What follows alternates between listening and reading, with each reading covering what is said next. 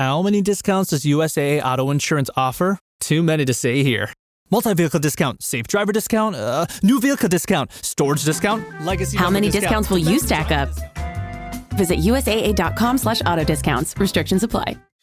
Hey, it's Paris. You know I love sparkly things, right? Like stars. Duh. And thanks to Hilton and Auto Camp, I just slept under them. Picture me, serving looks by the fire outside my luxurious Airstream, making s'mores with the kids, while a national park is our backdrop. The great outdoors meets Hilton hospitality. That's hot. Explore all the new ways to stay at Hilton.com. Hilton for the stay. This episode is brought to you by Indeed. When your computer breaks, you don't wait for it to magically start working again. You fix the problem. So why wait to hire the people your company desperately needs? Use Indeed's sponsored jobs to hire top talent fast. And even better, you only pay for results. There's no need to wait. Speed up your hiring with a $75 sponsored job credit at Indeed.com/podcast. Terms and conditions apply. Encore une fois. This is the inside story of Paris 2024. 1 year on, one more time.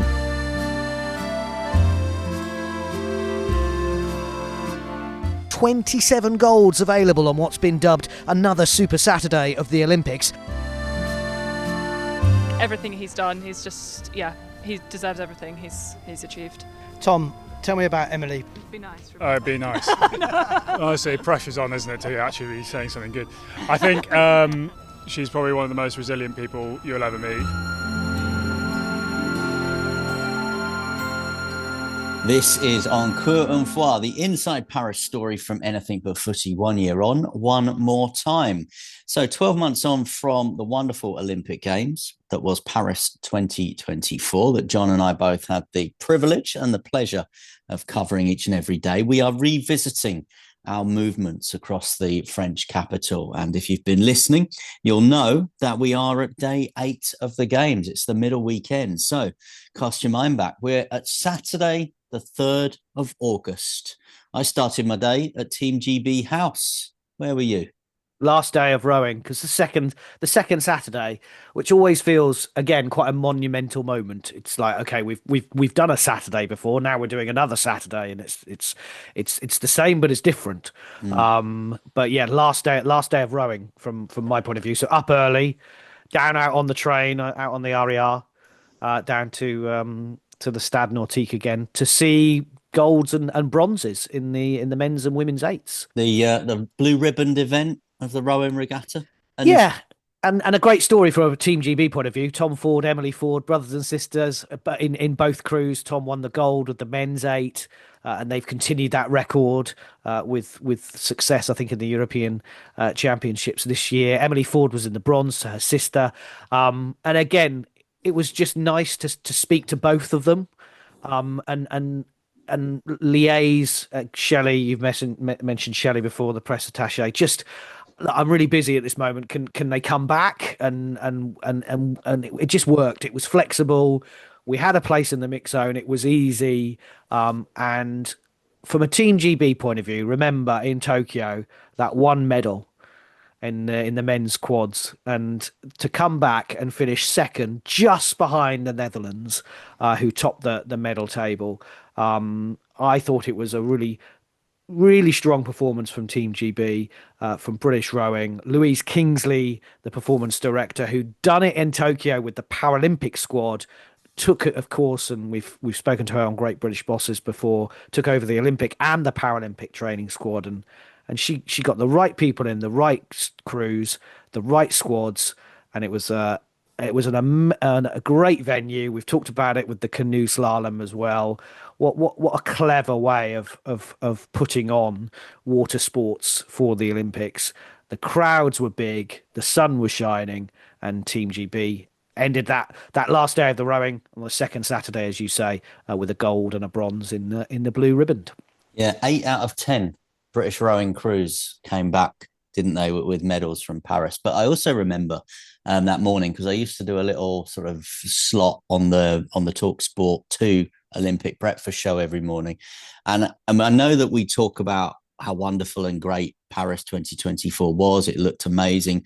We've subsequently found out when we've had conversations with like Drew Barron from Aquatics GB that actually sort of below the surface, it wasn't supremely well organized in some places. We know that there were some transport issues. There were certainly issues around food. And I remember on that morning, I think there were some issues with the rowing. I don't know if you recall this because there were no Brits involved, but I think the buses bringing the single scullers who were meant to be up first were late or something along those lines. And so actually the regatta's meant to end with the eights, but they then had to put on the single sculls afterwards because they delayed them.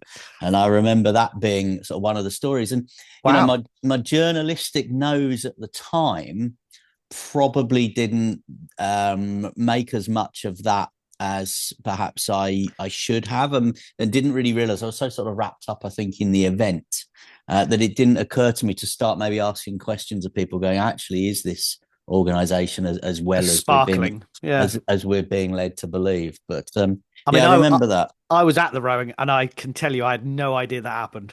So I was too busy interviewing gold and bronze medalists, being swept up, no pun intended, in the success of British rowing, and that is, I think, one of the hardest parts of being a journalist in the Olympics is removing yourself. We talked about it earlier on in the week, removing yourself and going, right, I need to put my journalist hat on here rather than this. I'm having an amazing time, because we were having an amazing time, and you want to celebrate it, and everybody wants to hear the good things. But obviously, you also should be reporting, well, this isn't quite working, or why isn't it working?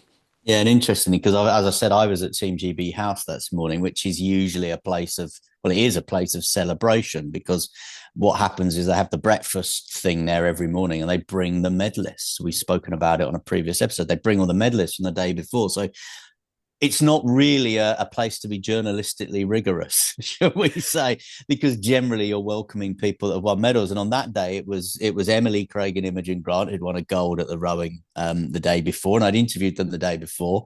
And then we had another interview. It was Bryony Page, who we spoke about on yesterday's podcast, who we've both known for a decade, and it was just fantastic and lovely to see Bryony with that gold medal. I remember meeting her in the run up to Rio. She was pretty much an unknown. She was based in Sheffield, which is why she kind of came into my sphere of covering those games for Yorkshire Radio. She had no confidence about herself in terms of doing interviews and things. She was just very wide-eyed about the whole process. And here we both were, 8 years on, as it were, and she had this Olympic gold medal. And also there were Tom and Ollie, Tom George and Ollie Wynne Griffith, who I'd sort of put live on the radio the previous day, and just kept my fingers crossed that they hadn't sworn or done anything like that. But that was really nice. And the great thing about that morning as well was Andy McDonald, the 51-year-old skateboarder, turned up with his. He just turned up. He skateboarded in. I mean, yeah, I've seen this before at Olympics. I remember in Rio hanging around outside the velodrome, and I think Laura Kenny had won a medal that night, and there was a bus there to take the athletes back to the village, but she just cycled back. She just cycle everywhere, and he turned up, Andy McDonald, on that day just on his skateboard. And I know that it's a fantastic thing just to qualify for the Olympic Games, and it was brilliant for Andy to qualify for the Olympic Games. And he knew that he was not going to win a medal at the Olympic Games, but if there was, and this is maybe doing Andy a slight disservice, and I hope he understands what I mean when I say this, if there was anything as close to a Team GB Olympic tourist, Andy McDonald was it. I mean, and he was quite upfront and honest, and he was showing me his tricks and talking them through and stuff when we were doing the interview. But he was quite upfront and honest that just being there for him was the experience. And I know you actually saw him when he went to compete. I was gutted. I did. Well, this second Saturday, as I said, it felt different for me. It then started to change because the rowing was over, and yes, I would go back and cover the kayak cross, but this was the first afternoon where I came into central Paris, and it felt like I was finally at the Olympics. I talked about a previous episode how we'd gone to see the Arc de Triomphe and we'd had a meal on the Champs Elysees, but I came into the heart of Paris and literally saw the Eiffel Tower. And I'm not sure I've seen the Eiffel Tower since the first day where we tried to go in and get a good view of it, because I was there for the men's road race cycling and Tom Pidcock was in action. So I went down to the Palais where the press and media centre was and was like, well, how do I get to the mix zone? And they went, oh, just go and walk across the stage and just follow the signs. And I just went down there. I was literally walking across the blue stage and I looked up and the Eiffel Tower was literally straight in front of me. And I was like, oh, this is where the opening ceremony was. This was where the Olympic flag had been raised. This was where the anthem. And I was like, okay, I think I finally arrived at the Olympics. We're on day 8, and it feels like I'm now part of it. So some great selfies, as you can imagine. I still have one on my phone of just the Eiffel Tower with the rings on. From a cycling point of view, Belgium's Evan Pol won gold, absolutely dominated the race.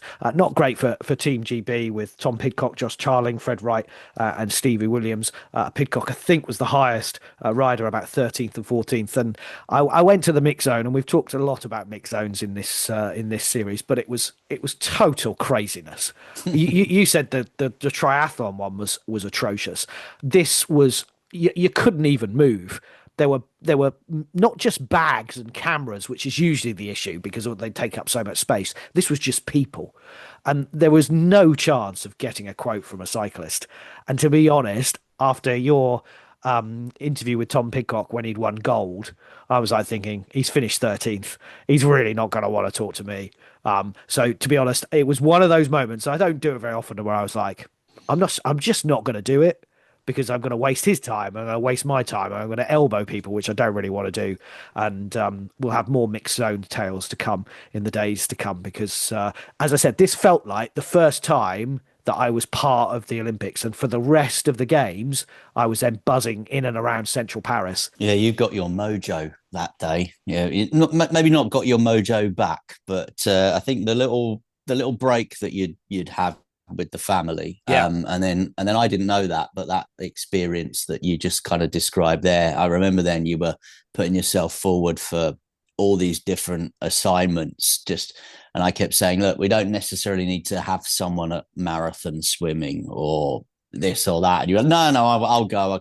I can just go and sit there and do my. I was like, well, look, it's a 7:30 start. And you're like, no, I'll go. Yeah, it changed my whole week. The second week was very different from the first week, and actually, that was a huge benefit and a total enjoyment. I spent my afternoon in Marseille virtually. I wasn't actually in I was going to say you were covering the athletics, weren't you? Yeah, I was doing the athletics, but I was just keeping an eye on the windsurfing, which obviously, as we know, the sailing events were in Marseille, and just because of the size of the team that we had, TalkSport had in France, it was just not going to be feasible to be there for the medals. So we had an arrangement with Will from British Sailing, who was the GB Sailing press attaché. And I can remember, obviously, Emma Wilson won the bronze medal in the windsurfing. And just a little bit of context on that, there'd been a series of races which she'd won all of them. Yep. I don't think they'd had quite all of them because the weather had been pretty bad from a sailing point of view, but she'd basically been completely and utterly dominant in the series. But because of the change of the format, there's then this winner takes all final, and she went straight into the final because of her performance in the series. And actually, although that sounds like an advantage because she knew then she was guaranteed a medal, what it meant actually from a performance point of view was a disadvantage because the other two windsurfers in that final had surfed that day in the bay in Marseille. So they knew what the currents were doing. They knew what the conditions were doing. Whereas Emma came into it cold, if you like, and she made in that final a tactical error. The other two, having gone on the water earlier on in the day, went one way, she went the other way. It obviously turned out the context of that final to be the wrong way. She won the bronze medal. And I remember Will, at British Sailing, had agreed to record an interview with her and send it to me. And he just sent it saying, Emma, few words. And she was furious with it, because something very similar had happened to her in Tokyo as well. And she basically just went, look, under this system, I'm done. Yeah. Because, I've been the best windsurfer here all week. And actually, you've given the two others who haven't been as good as me all week a performance advantage by letting them have a go on the course 2 hours before the final. And I've ended up with a bronze. And and it's one of those medals that we've talked earlier, haven't we? That for some people, say Matilda Hodgkinsberg and Becky Wild in the rowing, a bronze was phenomenal. They only qualified at the last moment in the last regatta. For Emma Wilson, not what she went there for. We're going to talk athletics in a moment, because it was the second Saturday, which meant we had a full programme and more finals. But just quickly, some of the other headlines, because it was a busy day. Back in London 2012, of course, it would have been Super Saturday, but we don't say that. Jake Jarman won bronze in the men's floor in gymnastics. And of course, we said goodbye, in effect, to Max Whitlock, who ended up empty-handed in the pommel. Rhys McLennan of Ireland won that. And when we were obviously doing Irish radio reports as well, they were a history-making team. I think the most successful Olympic team in Ireland's history, and Rhys McLennan helped with that, as did the boxers, which we will continue to talk about in the week to come.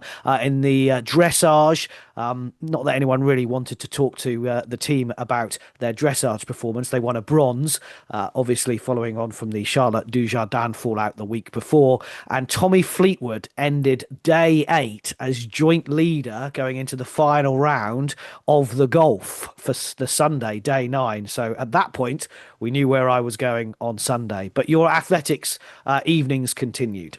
Yeah, so back to the Stade de France, as we said yesterday, that was going to be my location.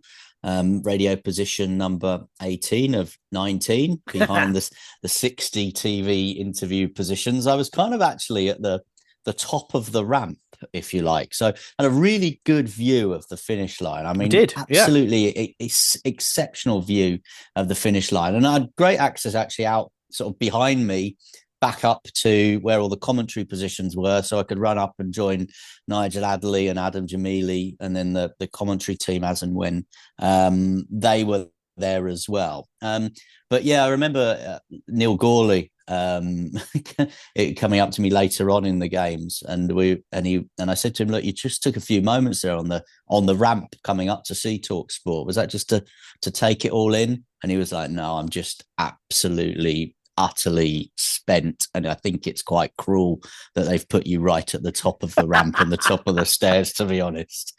And so yeah, there I was in my position at the top of the ramp, ready for another night of track and field. It was just an amazing vantage point. And I think you asked me yesterday, was I nervous on the Friday? I don't think I really enjoyed the Friday night so much. It was just trying to get my bearings and, trying to just get my head around where I was and what I was doing. But I definitely started to enjoy it and realize the utter privilege of that Saturday night. And for many reasons, actually, because Saturday night was women's 100 meters final night. I'm a huge Daryl Neita fan. I really like her as a person. I think she's a great athlete and has gone under the radar a little bit in this country. I really thought she'd won the bronze medal. She finished 4th.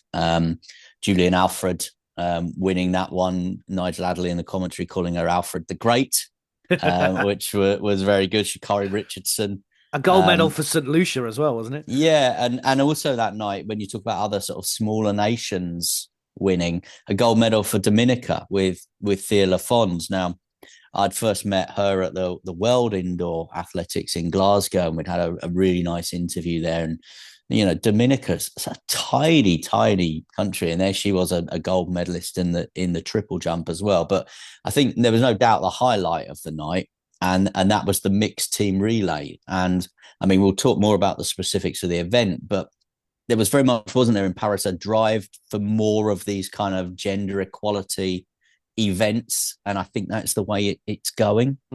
Yeah, mixed relays. We saw it in the triathlon in Tokyo, and then obviously again in Paris, as you say, the athletics wanted to get involved in it. We'd seen it in swimming. I think the swimming team were the reigning champions, Team GB, but couldn't quite do it again in Paris. We're going to see more of it in LA. We're going to see mixed team golf. I think we're going to see in LA. So, and what I loved about this event is that it's the start of the week when normally the 400-meter runners, you can kind of peak towards the end of the championships, but there's a medal here and you can get on a roll. And it felt like this was the start of a very good few nights for British athletics.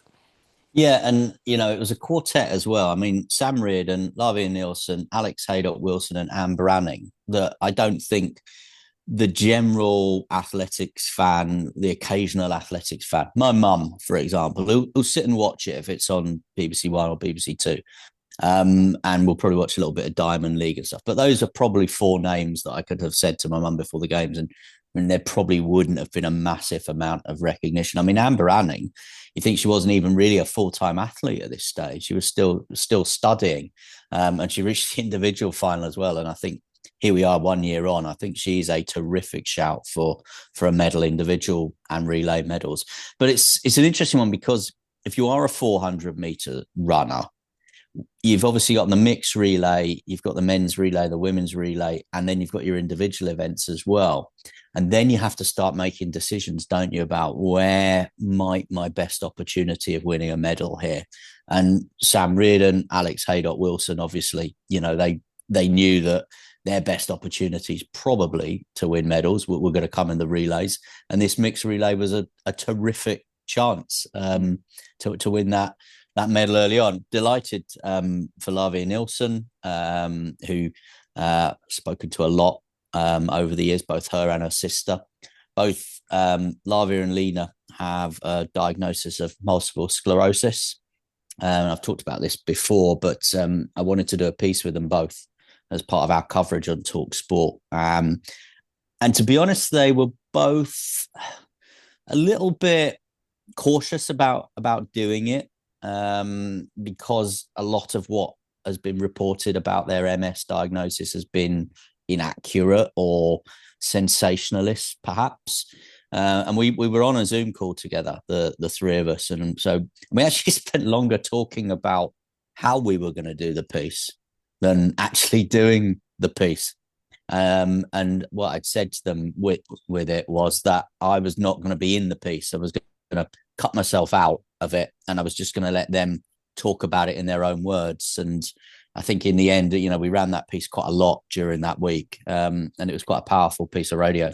But it also meant that she could win more medals. That this is the thing with the 4x4 mixed relay, is there's an opportunity to win a couple of medals, which in athletics is we know, and we've said this so many times, how difficult athletics is, because we talked about St. Lucia in this episode, how many nations compete in it. But this was an opportunity. And as you say, you saw Lavia and Lena literally every other day for the rest of the week, because they were competing individually and then came back for the relays. So I saw an awful lot of them in 2024, actually, because I saw them at the World Indoor Championships. They were at the British Indoor Championships, where I was included in their behind-the-scenes YouTube video that they made, and obviously saw them at the Outdoor Championships, Diamond League, and then obviously got to the Olympics. So it was great to see Lavia win the medal that night. So British athletics were on the medal table, along with Team GB. We are looking back at Paris 2024.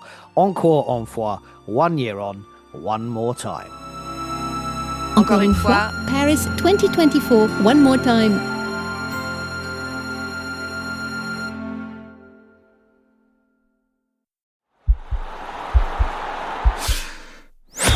This podcast is part of the Sports Social Podcast Network.